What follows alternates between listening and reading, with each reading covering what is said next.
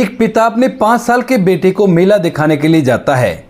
वहां पर जाने के बाद दोनों बाप बेटे मेले को देख रहे थे, लेकिन तभी अचानक से जो पिता होता है उसकी नज़र वहां पर बैठे हुए भिखारियों पर पड़ती है। उनमें से एक महिला जमीन पर बैठकर मिट्टी को खा रही थी और उसे देखकर एकदम से उसकी नज़र ठहर जाती है, क्योंकि वह महिला और कोई नहीं, उसकी वही पत्नी है जो इस बच्चे के जन्म के बाद अपने गाँव में जाकर रूठ कर बैठ गई थी। और उसके बाद उसने लाख कोशिश की, लेकिन वो उसके साथ नहीं आई और उसने उससे अलग होने का फैसला किया।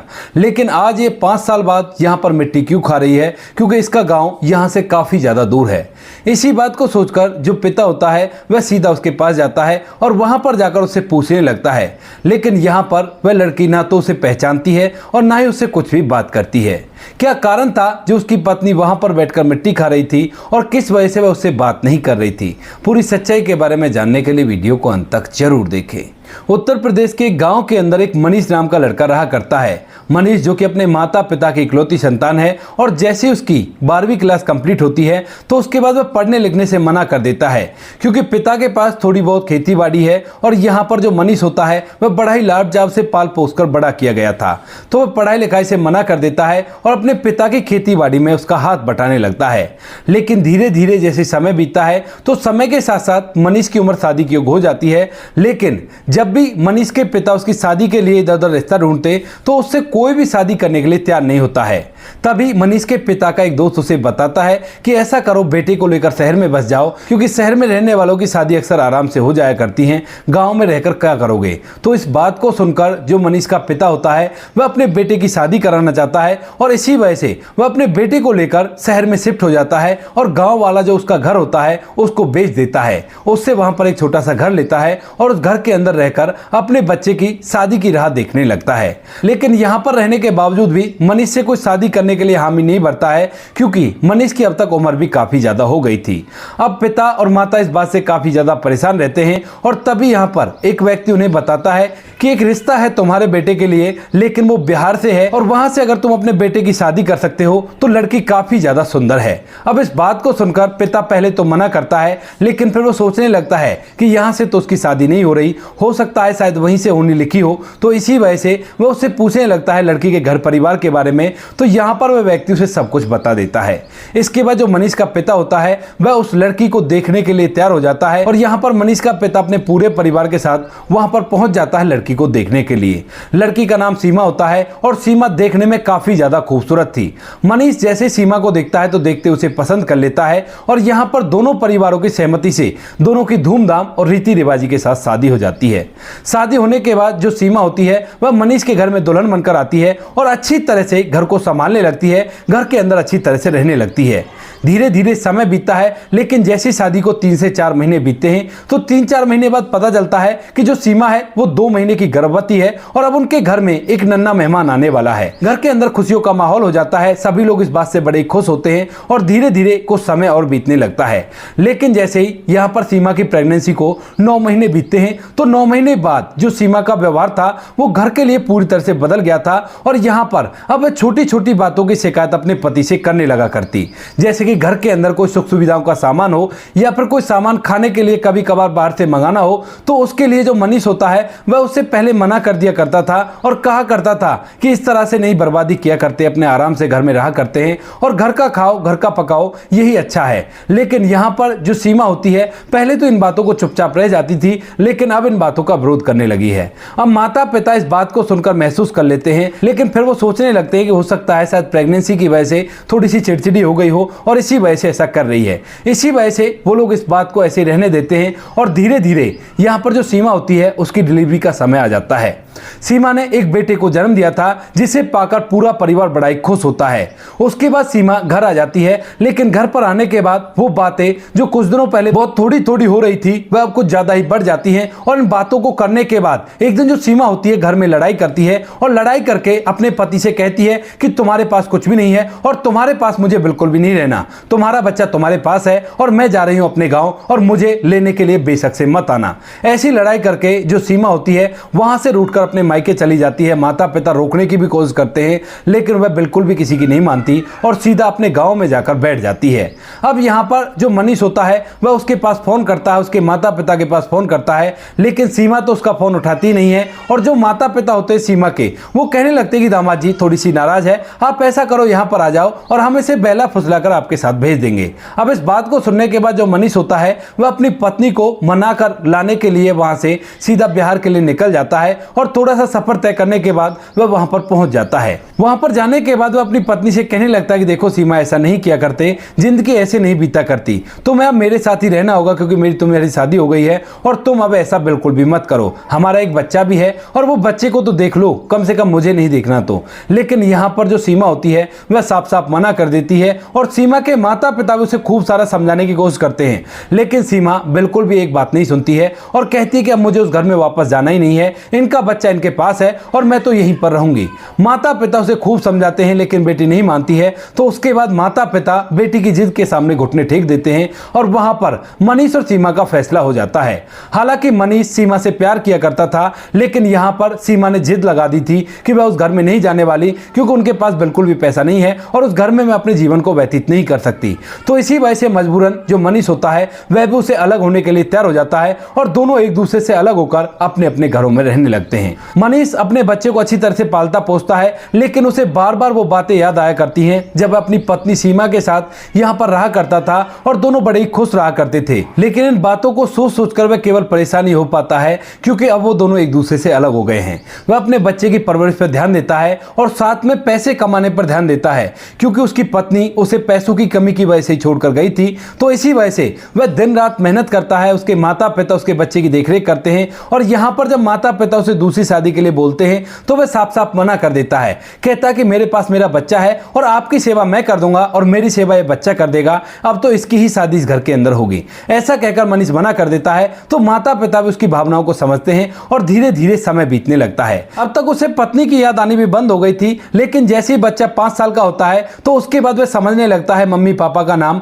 तो उसके बाद अपने पिता से एक दिन कहने लगता है कि पिताजी मेरी मम्मी कहाँ है। अब इस बात को सुनकर जो मनीष होता है वह पूरी तरह से हैरान हो जाता है और सोचने लगता है कि बेटे से क्या कहूं कि इसकी मम्मी कहाँ गई है, क्योंकि उसने तो यहाँ पर रहने से ही मना कर दिया था। तो वह कहने लगता है कि बेटा तुम्हारी मम्मी कहीं काम से गई है और जब वापस लौटेगी तो तुमसे बहुत सारा प्यार करेगी, कोई भी दिक्कत नहीं है। ऐसा कहकर वह अपने बेटे को समझा देता है, लेकिन मन ही मन अपनी पत्नी के बारे में सोचने लगता है, उन दिनों को याद करने लगता है।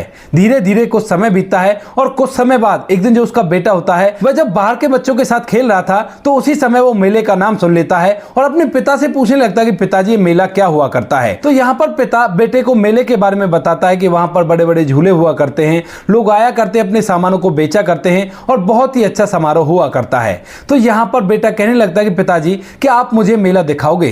तो यहाँ पर जो मनीष होता है वो कहता है कि हाँ बेटा जरूर मैं तुम्हें मेला दिखाऊंगा, और ऐसा कहकर उसे अपनी गोद में उठा लेता है।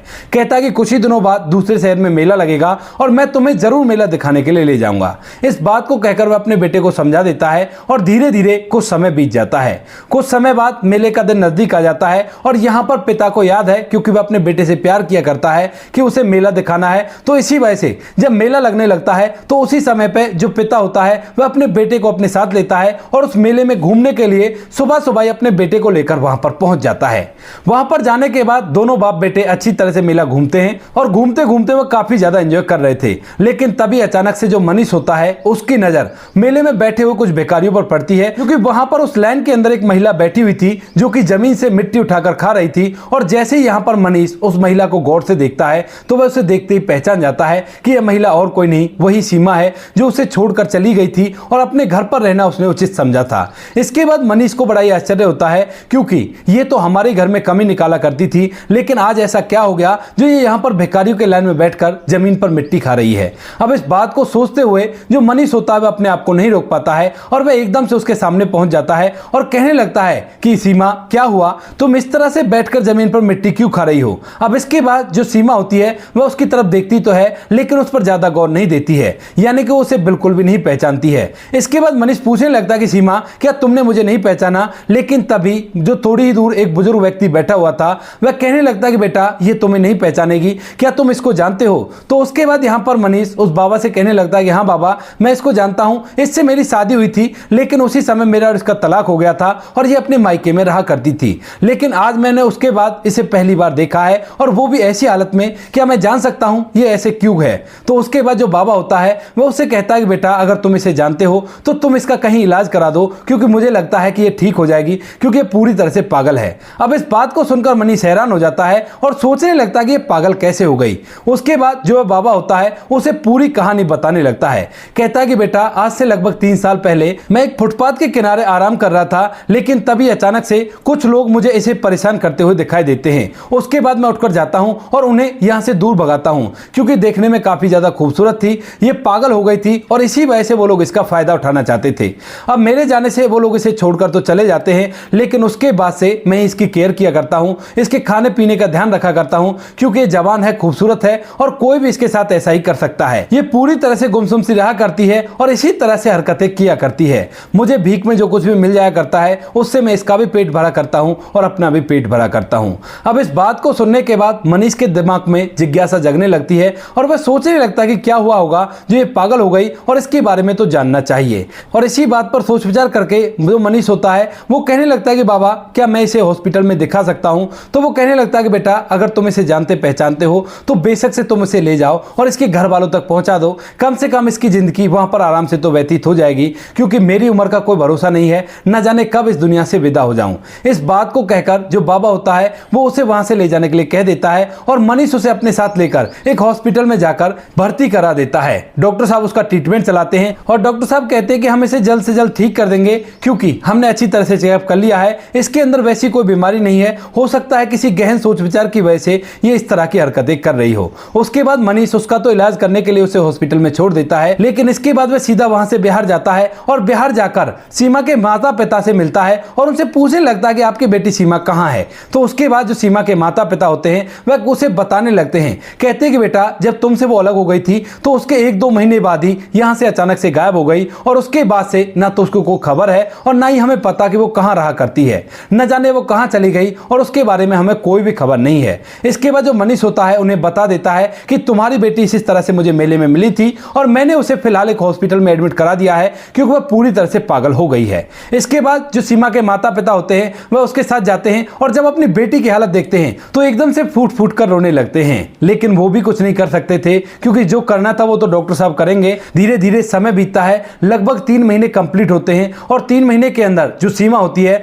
वो पूरी तरह से ठीक हो जाती है और उसे सारी बातें याद आने लगती हैं। अब जब वह पूरी तरह से ठीक हो जाती है तो यहाँ पर जो डॉक्टर साहब होते हैं वह मनीष को फोन करके बुलाते हैं और उसे बताते हैं कि आप जिसको यहाँ पर एडमिट करके गए थे वो पूरी तरह से ठीक हो गई है और आप उसे अपने साथ ले जा सकते हो। इसके बाद जो मनीष होता है वह वहां से सीधा उस हॉस्पिटल में आता है और आने के बाद जैसे सीमा के सामने पहुंचता है तो सीमा मनीष को देखकर एकदम से फूट फूट कर रोने लगती है और उसके पैर पकड़ने लगती है। कहती है कि मनीष मुझे माफ कर दो, मुझसे बहुत बड़ी गलती हो गई और मुझे ऐसा नहीं करना चाहिए था। तो उसके बाद मनीष जब सीमा को सही हालत में देखता है और अपने आप से माफी मांगते हुए देखता है तो उसके बाद वह उठाता है और सबसे पहले उसे चुप कराता है। कहता है कि सीमा पहले तो चुप हो जाओ और मैं जानना चाहता हूं कि तुम्हारी ऐसी हालत कैसे हो गई, क्योंकि तुम तो ठीक ठाक थी और तुम्हारे सपने तो अमीरी के थे, लेकिन फिर तुम ऐसे भिखारियों की लाइन में क्यों बैठी हुई थी। अब इस बात को सुनने के बाद जो सीमा होती है वो उसे पूरी कहानी बताने लगती है। कहती है कि जब मेरी और तुम्हारी शादी हुई थी और मेरे पेट में तुम्हारा बच्चा था तो उसी दौरान जब मैं छत पर काम करने के लिए जाया करती थी तो पड़ोस के घर में जो रंजीत नाम का व्यक्ति किराए पर रहा करता था वह मेरी तरफ देखने लगता है और मैं भी उसकी तरफ देखने लगती हूँ। वो धीरे धीरे करके मुझे अपने प्रेम जाल में फंसा लेता है और मुझसे तरह तरह की बातें कहने लगता है। कहता है कि तुम्हारी शादी अगर मुझसे हुई होती तो मैं तुम्हें इस तरह से अच्छी अच्छी चीजें दिलाता, तुम्हारे लिए किसी भी चीज की कमी नहीं रहने देता, लेकिन तुम तो गलत फंस गई और इन बातों में मैं पूरी तरह से फंस जाती हूँ। इसके बाद मैं उससे फोन पर बातें करने लगती हूँ और बातों के दौरान वो मुझसे अपने से शादी करने के लिए कहने लगता है। अब इसके बाद मैं कहती हूँ कि तुम पागल तो नहीं हो गई, मेरी तो शादी हो चुकी है। लेकिन वो कहता है कि कोई बात नहीं, शादियां टूट जाया करती हैं, तो तुम ऐसा करो लड़ाई करके अपने मायके चली जाओ और वहां से अपने पति को छोड़ देना। लेकिन यहाँ पर जैसे उसे सीमा बताती है कि वह गर्भवती है तो वो कहने लगता है कि कोई बात नहीं, इस बच्चे को पैदा कर दो और उसके बाद ये काम कर देना। सीमा उसके कहे अनुसार सारा काम करती है और जैसे ही यहाँ पर दोनों एक दूसरे से अलग होते हैं तो सीमा अपने मायके से फरार हो जाती है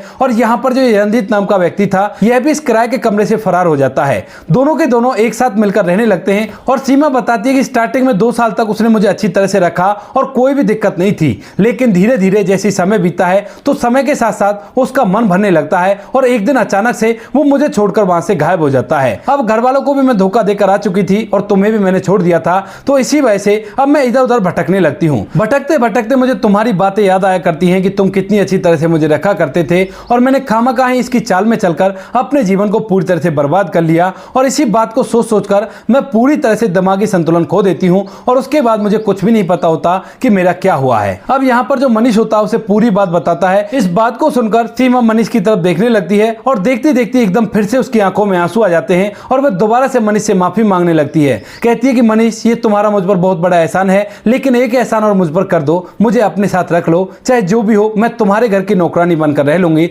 लेकिन तुम मुझे अपने साथ रख लो क्योंकि मैं माता पिता का सामना नहीं कर सकती। इसके बाद जो मनीष होता है पहले तो उससे मना करता है, लेकिन तभी वहां पर सीमा के माता पिता भी आ जाते हैं और मनीष के माता पिता और उनका बच्चा भी आ गया था। अब सभी लोग यहाँ पर इकट्ठा हो जाते हैं और मनीष मना करने लगता है, लेकिन तभी जो सीमा का बेटा होता है वह अपने दादा से पूछने लगता है कि दादाजी, कौन है ये जो पापा से माफी मांग रही है। तो इसके बाद यहाँ पर जो दादा होता है वो कहता है कि बेटा, ये तेरी माँ है। ये बात मनीष को भी सुन जाती है और उसके बाद उसे अपने बच्चे का ख्याल आता है क्योंकि कई बार वो माँ के बारे में पूछा करता था और यहाँ पर जो सीमा है वो उसके साथ रहने के लिए तैयार है। तो उसके बाद जो मनीष होता है वह अपने गिले शिकवों को मिटाता है और यहाँ पर सीमा को दोबारा से अपना लेता है। लेकिन वो साफ साफ बोल देता है कि देखो, मैं तुम्हें अपना तो रहा हूं, लेकिन इसके बाद वो तरह की नौटंकी नहीं चलेंगी जो पहले चल रही थी और ना ही मैं अभी तुमसे शादी करने वाला हूं। इसके बाद सीमा कहती है कि आप जैसा रखोगे वैसा रह लूंगी और कोई भी दिक्कत नहीं है। सीमा मनीष के कहे अनुसार उनके घर में रहने लगती है और धीरे धीरे करके उनके आंतरिक गिला शिकवे भी दूर हो जाते हैं और वो दोनों फिलहाल पति पत्नी की तरह एक साथ रहा करते हैं। बच्चे की उम्र फिलहाल 9 साल हो गई है और वो लोग खुशियों के साथ जीवन व्यतीत कर रहे हैं। तो दोस्तों, ये थी आज की कहानी। आपको जैसी भी लगी कमेंट सेक्शन में बता देना। वीडियो अगर अच्छी लगी हो तो वीडियो को लाइक और चैनल को सब्सक्राइब जरूर करें ताकि हमें थोड़ा सा हौसला मिल सके आप लोगों के लिए ऐसे अच्छे वीडियो बनाने के लिए। इन कहानियों को सुनाने का उद्देश्य किसी को परेशान करना बिल्कुल भी नहीं है। ये कहानी आपको इसलिए सुनाई जाती है ताकि आप लोग इन कहानियों में से कुछ ना कुछ सीख सको और अपने जीवन में उस चीज़ को अप्लाई कर सको। मिलते हैं किसी नेक्स्ट वीडियो में नए टॉपिक के साथ। तब तक के लिए जय हिंद, जय भारत, जय हिंदुस्तान।